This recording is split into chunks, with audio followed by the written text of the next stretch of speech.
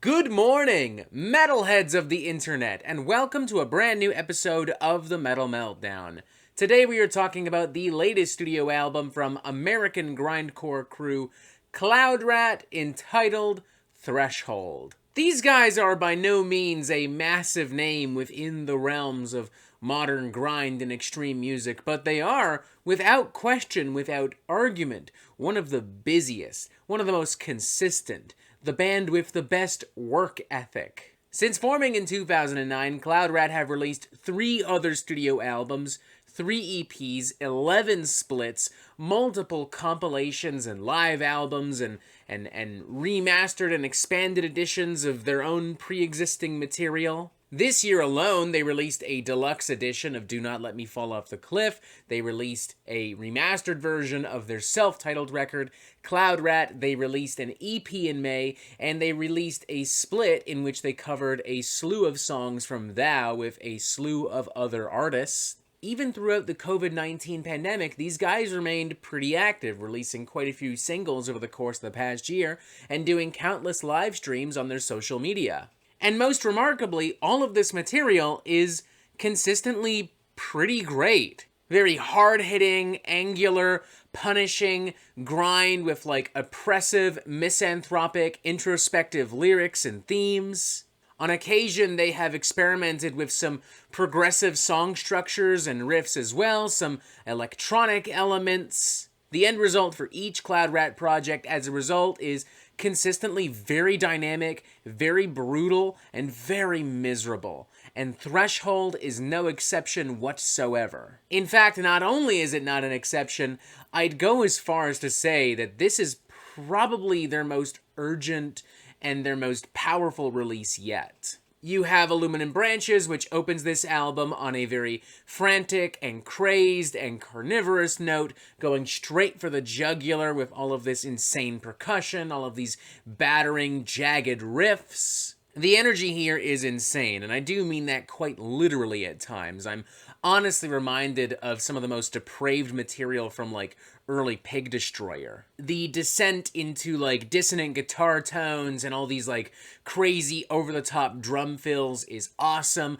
I love that really old-school kind of hardcore beatdown right near the end as well. Then there's Inner Controller, Lucid Running Home, which has tons of flailing drum fills and like these ominous sections and like some really emotive howling, and contrasted with, you know, some pretty atypical but effective kind of grindcore nonsense and mayhem. It makes for something that feels very deranged and uneasy, to the point where I'm very happy that this song is not a person, because I don't want to speak to this person. I would not want to meet this person in an alleyway late at night. Then there's 12/22/09, which interestingly starts off on a very mopey, sludgy kind of note with these slow-moving riffs and sections and these devastatingly anguished vocal howls and screams. It's an emotionally urgent track. It sounds like somebody on the verge of a mental breakdown. And, you know, when they finally snap around the midpoint of this thing, you are thrust headfirst into some really volatile and punishing grind.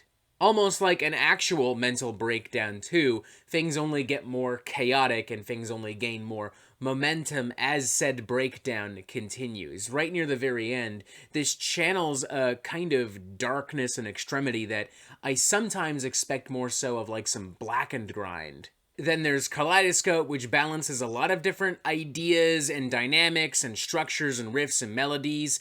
It's a very unconventional and slightly unorthodox cut, even by Cloud Rat standards. In an interview with Invisible Oranges, guitarist Rorik Brooks stated, "I guess I was going for a kind of prog feel with the opening riffs, maybe something not too far from what Rush or maybe Mindcrime era Queensryche might do. The riff feels like a warm blanket to my ears somehow too. The middle picking passage probably comes from my foundational constant diet of 90s grunge and alt-rock as a teenager." And yeah, I weirdly kind of hear all of that. Maybe not so much the Rush and the Queensryche, but I definitely understand the vibe that he was going for.